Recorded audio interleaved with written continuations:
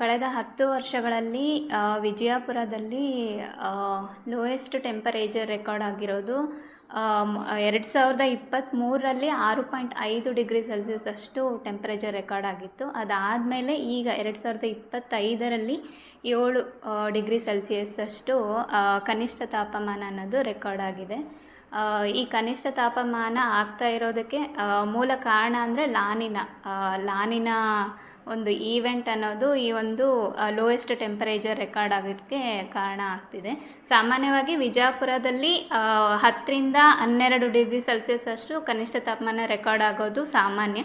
ಆದರೆ ಈ ಒಂದು 10 ವರ್ಷದಲ್ಲಿ ನೋಡಿಕೊಂಡ್ರೆ 2023 ಆದಮೇಲೆ ಇದೇ ಅತಿ ಲೋಯೆಸ್ಟ್ ಟೆಂಪರೇಚರು 7 ಡಿಗ್ರಿ ಸೆಲ್ಸಿಯಸ್ ಆಗಿರೋದು.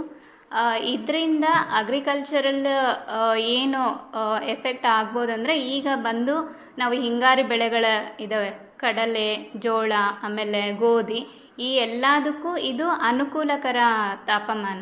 ಅಂದರೆ ಲೋಯೆಸ್ಟ್ ಟೆಂಪ್ರೇಚರ್ ರೆಕಾರ್ಡ್ ಆಗೋದು ಅದು ಈ ಕ್ರಾಪ್ಸಿಗೆಲ್ಲ ಅನುಕೂಲಕರ ಆಗುತ್ತೆ. ಆದರೆ ಕೆಲವೊಂದು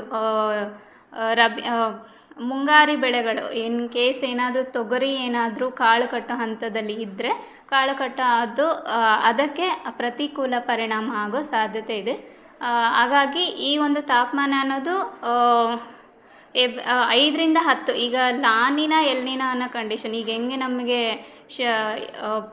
ಜಾಸ್ತಿ ಹೀಟ್ ವೇವ್ಸ್ ಬರುತ್ತಲ್ಲ ಎವ್ರಿ 5 ವರ್ಷಕ್ಕೊಮ್ಮೆ, ಅದೇ ಥರ ಎವ್ರಿ 5 ವರ್ಷಕ್ಕೊಮ್ಮೆ ಈ ಲಾನಿನ ಈವೆಂಟ್ಸೂ ರಿಪೀಟ್ ಆಗ್ತಾ ಹೋಗುತ್ತೆ. ಸೊ ಅದಕ್ಕೆ ನಮಗೆ ಕಂಟಿನ್ಯೂಸ್ ಆಗಿ ಟೆಂಪ್ರೇಚರ್ ಅನ್ನೋದು ಲೋಯೆಸ್ಟ್ ರೆಕಾರ್ಡ್ ಆಗಲ್ಲ.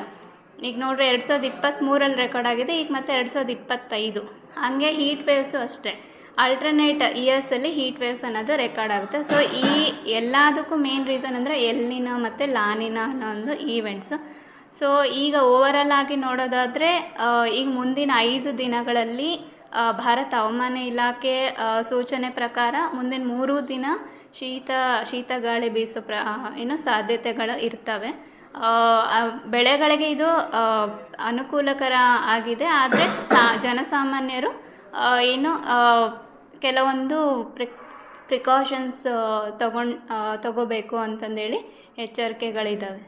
ಮುಖ್ಯವಾಗಿ ಕಬ್ಬಿಗೆ ಜಾಸ್ತಿ ತೊಂದರೆ ಆಗುತ್ತೆ ಅಂತ. ಕಬ್ಬು